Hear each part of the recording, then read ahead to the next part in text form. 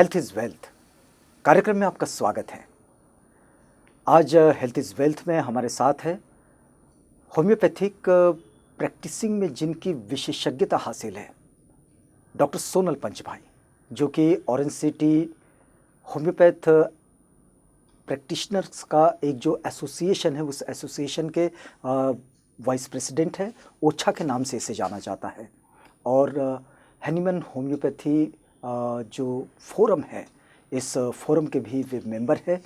लेकिन पूरे देश में डॉक्टर सोनल पंच भाई को इस बात के लिए पहचाना जाता है कि जो होम्योपैथिक प्रैक्टिशनर्स के और होम्योपैथिक स्टूडेंट्स के जो स्टडी ग्रुप्स हैं, इन स्टडी ग्रुप्स को लीड करने में और इन स्टडी ग्रुप्स में अलग अलग डिसीजेस पर जो क्लिनिकल डिस्कशन होता है उस डिस्कशन को लीड करने में उनकी एक महारत है। आज उनके इन अनुभवों को आपके साथ साझा करेंगे। डॉक्टर साहब, कार्यक्रम में आपका स्वागत है। Thank you sir. डॉक्टर साहब, बात हम यहाँ से शुरू करना चाहेंगे। होम्योपैथी पर बरसों से आप काम करते हैं, एक लेक्चरर के रूप में भी, स्टडी ग्रुप के लीडिंग के रूप में भी, और अलग अलग विषयों पर जो डिस्कशन होते हैं उन डिस्कशनों में भी।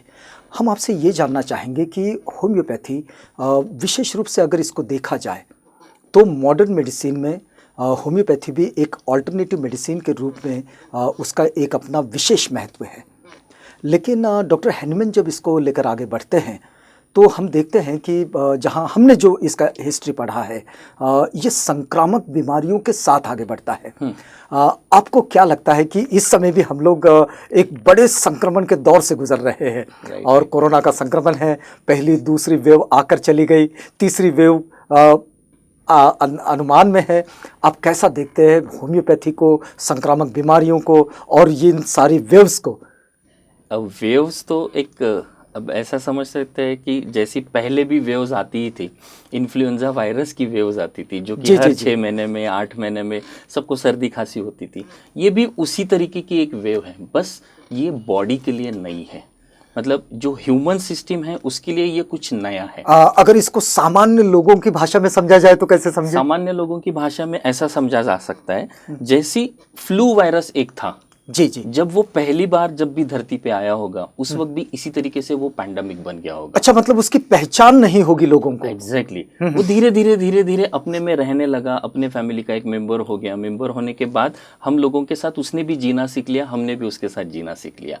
फर्स्ट वेव में हमारे लिए कोविड-19 एक नया एंटिटी था, पर कोरोना वायरस ये पहले से ही था। हाँ, जैसे कि हमने खबरों में इसे ज़रूर पढ़ा है कि ये जो है ये इसका 7वां रूप है। और 6 पार्टिकल इसके पहले आ चुके हैं। तो उनके साथ जीना हम लोगों ने ऑलरेडी सीख लिया है। बस ये कोविड-19 कुछ तो भी नया है, इसलिए बॉडी भी उसके साथ लड़ते वक्त वियर्डली बिहेव करती है। इससे डरने की तो वैसे भी ज़रूरत नहीं है, क्योंकि आप खुद ही देख रहे हो अभी तक कोई भी मेडिसिन उस पर 100% प्रूवन नहीं है, फिर भी लोग ठीक हो रहे हैं। तो डर जितना ज़्यादा रहेगा उतना ज़्यादा आप लड़ नहीं पाओगे। जी जी जी, आप कैसा देखते हैं इन पूरे संक्रमण के दौरान? हमने ये भी देखा कि बहुत सारे होम्योपैथ्स ने अपनी अपनी ओर से भी कुछ मेडिसिन्स निकाले थे और कहा था कि भाई ये मेडिसिन्स लीजिए। कितना प्रभाव देखे आपने उन मेडिसिन्स का? एक नाम तो बड़ा फेमस रहा उसमें, आर्सेनिक अल्ब नाम का जो मेडिसिन है होम्योपैथ का, वो उसका बड़ा नाम रहा। और लोगों ने, मतलब प्रैक्टिशनर्स ने तो बांटे ही बांटे, लोगों ने भी अपनी अपनी ओर से, स्वयंसेवी संस्थाओं ने बांटे। आपका ऑब्जर्वेशन कैसा है? जब आर्सेनिक एल्बम बांटना शुरू हुआ था, मतलब जो डाटा आईसीएमआर ने दिया था, मतलब वैसे तो वो प्रूवन रेमेडी नहीं है, पर क्या है ना, कुछ साइन एंड सिम्टम्स को लेके जिस तरीके से वो मेडिसिन एक ठीक है, ये एक मेडिसिन है जो आपको हेल्प कर सकती है, ये आपकी इम्यूनिटी के लेवल को बढ़ा सकती है। उसमें क्या हुआ ना, लोगों ने उसको रिलीजियसली फॉलो किया। अच्छा। सिर्फ आर्सेनिक एल्बम ही नहीं, अदर स्कूल्स ने भी कुछ रेमेडीज निकाले थे, जैसे कैम्फोरा, सीपिया, उस तरीके से।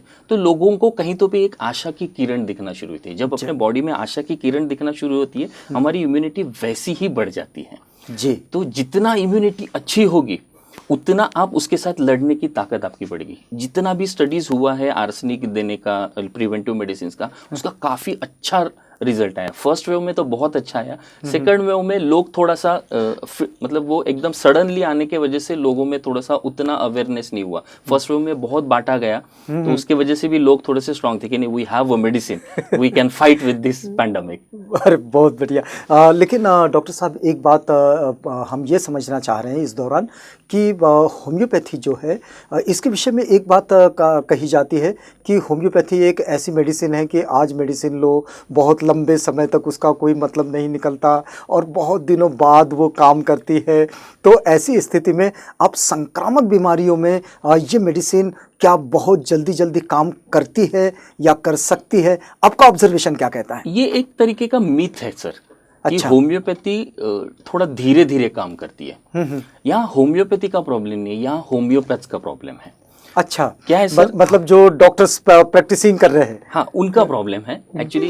ये मैं मतलब सोशल मीडिया पे जाने वाला है ये, पर ये मैं ठामपने बोल सकता हूँ कि ये होम्योपैथ्स का प्रॉब्लम है सर। यहाँ पे एक बीबी को समझने के लिए पूरी जिंदगी निकल जाती है। हमको इंसान को समझ के उसको मेडिसिन देना है, तो जब वो समझ जाता है और हमने उसको वो हमारी 2 पिल्स भी उसको खिला दी, तो 10 सेकंड में भी रिजल्ट आना शुरू करता है। मैं इसी पे ही ज़्यादा काम करता हूँ, एक्यूट इमरजेंसीज, आईसीयू केसेस और जितना भी एक्यूट इमरजेंसीज है उस पर ज़्यादा काम करता हूँ। सो मेरे पास उतना डाटा भी है, मैंने उतनी सारी केसेस देखा भी हूँ, मेरे पास केसेस भी हो, कहीं जगह पे मैंने प्रेजेंट भी किया है कि होम्योपैथी वर्क वेरी फास्ट। तो ये एक मिथ है। हम लोगों को जब इंसान नहीं समझेगा तो हम भी वो मेडिसिन नहीं दे पाएंगे, तो वो कुछ दिनों तक चलते रहेगा, पेशेंट आते रहेगा, और जब वो समझेगा तब वो ठीक होगा। अच्छा, मतलब इसमें 2 चीज़ें काम करती है। ये तो एक तो डॉक्टर ने पेशेंट को समझ लेना चाहिए, Exactly. और फिर उसे समझकर दवा देना चाहिए। एग्जैक्टली। डॉक्टर साहब एक बात जो होम्योपैथी के क्षेत्र में हम देखते हैं कि लोग स्टडी बहुत करते हैं। हाँ। विदेशों में भी, हमारे यहाँ भी। अब लेकिन अभी इस वक्त में जो स्टडीज़ हुए होंगे, इन स्टडीज़ से क्या निकल कर आता है कि संक्रमण के दौर में शायद इस वक्त के जो दौर के जो डॉक्टर्स हैं होम्योपैथी के, उन लोगों को प्रत्यक्ष रूप से पेंडेमिक देखने को मिला। अभी तक उनको पेंडेमिक ये पता ही नहीं था, हिस्ट्री में था, बुक्स में था, लेकिन अब वो प्रत्यक्ष रूप से देखने को मिला। आप एक होम्योपैथिक प्रैक्टिशनर के रूप में आपका अपना ऑब्जर्वेशन क्या कहता है? आपका अपना एक्सपीरियंस क्या कहता है? मेरा एक्सपीरियंस सर यही है, pandemic it's an only name. हमने देखा तो है, मतलब इस तरीके से बहुत सारी चीज़ें आई है। ये कोविड पैंडेमिक ये जो है हम लोगों के लिए नया इसलिए मतलब है क्योंकि ये पूरी दुनिया में हो गया है, राइट जी। पर प्रॉब्लम ये है कि इसको टैकल कैसे करें, है ना, अननोन होने की वजह से टैकल कैसे करें। होम्योपैथी का बहुत अच्छा रोल है। होम्योपैथी का जो भी पैंडेमिक में जो भी हमने हमारे क्लिनिक में स्टडीज़ की है, हमारे एसोसिएशन ने स्टडीज़ की है, और एनसीटी होम्योपैथिक एसोसिएशन ने, एचएचएफ ने, हम लोगों में ये एक चीज़ ऑब्जर्वेशन में आया है सर कि जब भी कोई होम्योपैथिक मेडिसिन लेता है विद दैट अदर मेडिसिन भी जब भी लिया है, उसके कॉम्प्लिकेशंस का लेवल कम रहा है, वहाँ रिकवरी रेट वैसे भी अच्छा है। तो ये सारी चीज़ें कंट्रीब्यूट करती है सर मोस्टली। तो होम्योपैथी फास्ट वर्क भी करती है, होम्योपैथी काम भी करती है। पैंडेमिक नया होने के बाद भी यहाँ पे हम लोगों को कुछ अलग एक्सपीरियंसेस आए कि इस वक्त लोगों का फेथ बढ़ा है होम्योपैथी की तरफ। जी। तो ये जो फेथ बढ़ा, तो क्या आप देखते हैं कि इस समय में कोई वे लोग जो मॉडर्न मेडिसिन के इस हिस्से पर काम नहीं कर रहे थे, वो किसी दूसरी तरफ जा रहे थे, वो अब होम्योपैथी की तरफ आने लगे हैं? हाँ, मोस्ट ऑफ द टाइम। वैसे भी होम्योपैथी इंडस्ट्री जो है, अभी मैं इसको इंडस्ट्री इसलिए बोल रहा हूँ क्योंकि अभी तक ये इंडस्ट्री नहीं थी। अभी तक जस्ट एक स्वीट पिल्स करके बोला जाता था। अब ये बहुत फास्टली ग्रो कर रही है सर जी। तो लोगों का फेथ भी बढ़ा है क्योंकि अभी तक कैसा सर, क्लिनिकल डाटा नहीं था, वीडियो रिकॉर्डिंग्स नहीं थे, हम लोग प्रूफ नहीं दिखा सकते। नाउ वी हैव वो प्रूफ कि हम लोगों ने ये केसेस इस तरीके से ठीक की है, ये बिफोर आफ्टर सारी चीज़ें हम लोगों के पास डाटा कलेक्टेड है। सारी एसोसिएशन अलग अलग जो है वो सब इसी पे ही काम कर रही है, तो हम लोग बोल सकते हैं जी जी। लेकिन एक बात हम लोग जो देखते हैं, जो हमारे ऑब्जर्वेशन में रही है कि जो साइंस जर्नल है, उस जर्नल में ये डाटा कभी प्रकाशित होता हुआ नहीं दिखता है। क्या होम्योपैथिक डॉक्टर्स जैसे कि एलोपैथ के जो डॉक्टर्स हैं, वो डॉक्टर्स जिस तरह से डाटा अपना पब्लिश करते हैं, क्या होम्योपैथ उसको पब्लिश करता नहीं है? करेगा सर, अभी करना शुरू किया क्योंकि क्या है अच्छा। ना, ऐसी एक बोल सकते हैं हम लोग थोड़ा लेट है, पर अभी अंत हुआ नहीं है, अभी तो शुरुआत है। अभी आपके सामने बहुत सारे क्लिनिकल डाटास आएंगे, बहुत सारी चीज़ें आएंगी। एसोसिएशंस, अलग अलग एसोसिएशन अपनी अपनी तरीके से काम कर रहे हैं, अपने अपने तरीके से पेपर्स पुट करने वाले हैं। वो डाटा कलेक्शन शुरू है और जल्दी आपके सामने आएगा। बहुत सारे लोगों ने तो किया भी है, तो और आएगा। डायबिटीज़ में आएगा, मतलब बीपी, ब्लड शुगर में आएगा, लाइफस्टाइल डिसऑर्डर्स में आएगा, आईसीयू में आएगा, एक्यूट इमरजेंसीज में आएगा, पैंडेमिक का भी आएगा। अच्छा मतलब सब पर काम चल रहा है। चल रहा है। जैसा कि ये माना जाता है कि जैसे डायबिटीज़ है, ये बिल्कुल ठीक नहीं होती। लोग अमूमन कहते हैं कि इसको ताउम्र, जितना आपका जीवन है उतने दिनों तक आपको गोली लेनी होगी। लोग ये भी कहते हैं कि जैसे ब्लड प्रेशर है किसी को, ये ठीक नहीं होगा, ब्लड प्रेशर की गोली आपको ताउम्र लेनी होगी। एक बार लोग तो इस तरह से भी हमने डरते हुए देखे कि जब डॉक्टर के पास जाते थे, नहीं ब्लड प्रेशर की गोली नहीं लगनी चाहिए आपको, अगर वो एक बार लग गई तो फिर वो छूटती नहीं है। आपका ऑब्जर्वेशन क्या कहता है? सर, डायबिटीज़ रहो, ब्लड प्रेशर रहो, थायराइड रहो, या कोई भी डिसीज़ हो जी, ये डिसीज सडनली तो होता नहीं। These are all lifestyle disorders, ऐसा बोला जाता है मॉडर्न मेडिसिन में। अब यहाँ होता क्या है ना, यहाँ सारा खेल अपने बॉडी का ही है, अपने इम्यून सिस्टम का ही है। जब इंसान डेवलप होते रहता है, उसके ऊपर बहुत सारी स्ट्रेस वाली चीज़ें आती हैं। अब वो स्ट्रेस को रिलीव कर दो, ये सारी बीमारियाँ वैसे ही कम होना शुरू हो जाएगी। तो वो स्ट्रेस को रिलीव करने के लिए हम होम्योपैथिकली इनको कुछ मेडिसिन देते हैं, सो दैट उनका एक एग्जांपल देता हूँ। जैसे मुझे अगर कोई चीज़ को ऑर्डर देना है, मुझे अगर माइक उठाना है, मुझे अगर कोई चीज़ को उठाना है, तो मेरा माइंड जो है वो पहले ऑर्डर देगा, फिर मेरा हाथ जाएगा और उठाएगा। सेम इसी तरीके से जितनी भी डिसऑर्डर्स है, ये डिसऑर्डर्स पहले आपको कोई स्ट्रेस लेवल पे आएगा। वो स्ट्रेस लेवल आपके एक टारगेट ऑर्गन जो रहेगा उसको अफेक्ट करेगा, और वो target organ as a defence mechanism आपको साइन एंड सिम्टम्स दिखाएगा। जी, तो ये पूरी प्रक्रिया है। ये सिंपल में मैंने लोगों को समझना चाहिए, इसलिए प्रक्रिया बताएं। इसलिए डर ही ऐसी चीज है जो आपको हर बीमारी देगी। चलिए थोड़ा सा हम लोग बाहर आते हैं इस तरफ की। इस समय में हम लोग एक बात ज़रूर देख रहे हैं कि कोरोना का प्रभाव जो है वो सेकंड वेव के बाद अभी इस वक्त वो कम है। हाँ, ये ऐसा पिछली बार भी देखा गया था कि फर्स्ट वेव आई, फिर उसके बाद कुछ समय के लिए ये बड़ा बिल्कुल कम रहा, फिर उसके बाद एकाएक ये फिर से बढ़ गया, फिर ये कम दिख रहा है। अभी फिर से ये कहा जा रहा है कि थर्ड वेव आएगी। ये क्या है? मतलब थर्ड वेव भी आएगी। इसको समझा क्या जाए, क्योंकि क्या ये 3 महीने रुकता है, सोता है, फिर उसके बाद 3 महीने बाद फिर से जाकर लोगों के बीच फिर से आ जाता है और लोग उससे प्रभावित होते हैं। क्या आप एक डॉक्टर के रूप में आप इसको, इस पूरी प्रक्रिया को आप कैसा देखते हैं? थर्ड वेव भी आएगी, फोर्थ भी आएगी, फिफ्थ भी आएगी और आती रहेगी।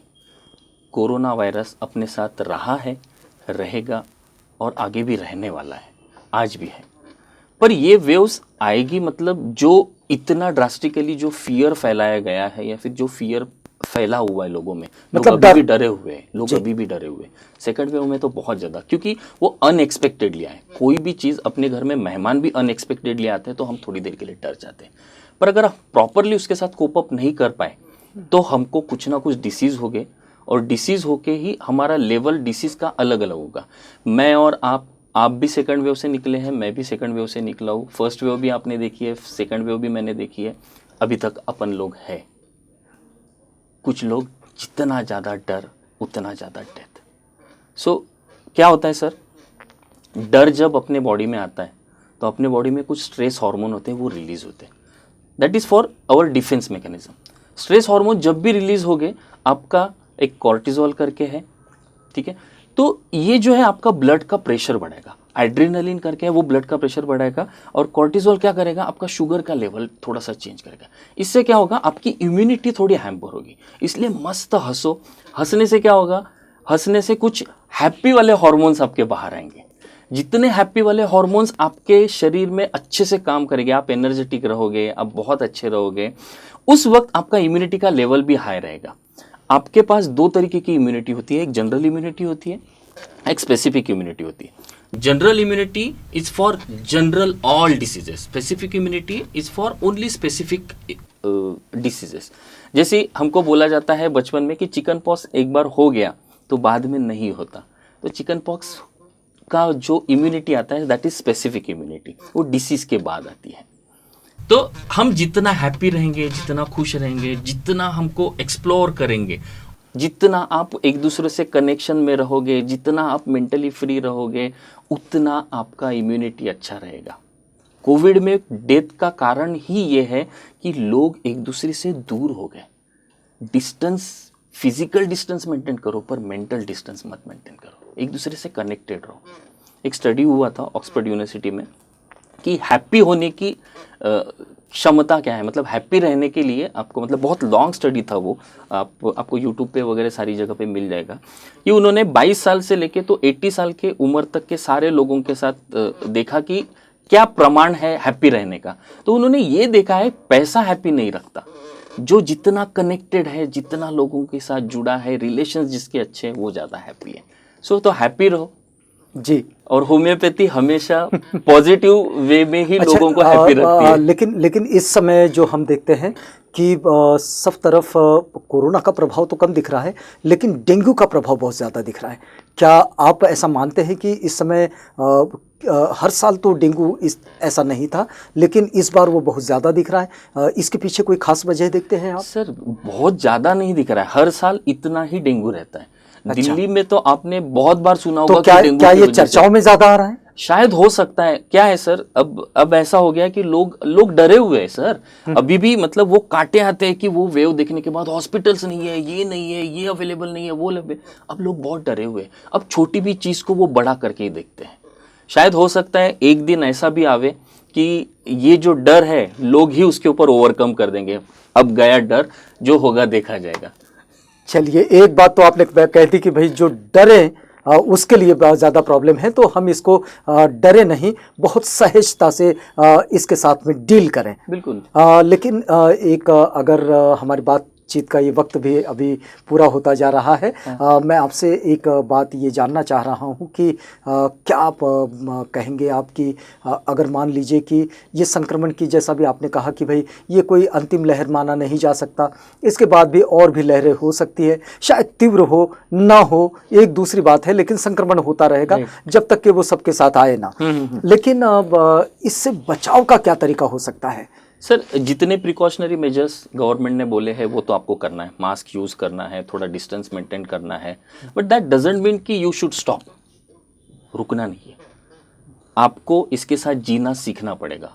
कोविड का जो भी प्रोफार्मा है, जो भी प्रोटोकॉल है, उसको यूज करके ही आपको आगे बढ़ना है। कोविड एक बार हो गया, 2 बार होगा, 3 बार होगा, बॉडी को पता चल जाएगा। अपना बॉडी का defence mechanism is very beautiful. उसको पता होने के बाद एंटीबॉडीज बनती है, जो बोलते हो ना एंटीबॉडीज। तो एंटीबॉडीज क्या है, ये एंटीबॉडीज बनेगी, एंटीबॉडीज से आपको लड़ने की ताकत मिलेगी। होम्योपैथी का इम्यूनिटी सिस्टम पे बहुत ज़्यादा है। होम्योपैथिक मेडिसिन आप जो भी लो, किसी भी होम्योपैथ के पास जाओ, सारे होम्योपैथ्स इसी पे ही बेस काम करते हैं, जिसका इम्यूनिटी बहुत अच्छा है। इसलिए आपने ऑब्जर्व भी किया होगा, जो होम्योपैथिक मेडिसिन रेगुलरली ले रहे हैं वो बीमार कम गिरते हैं।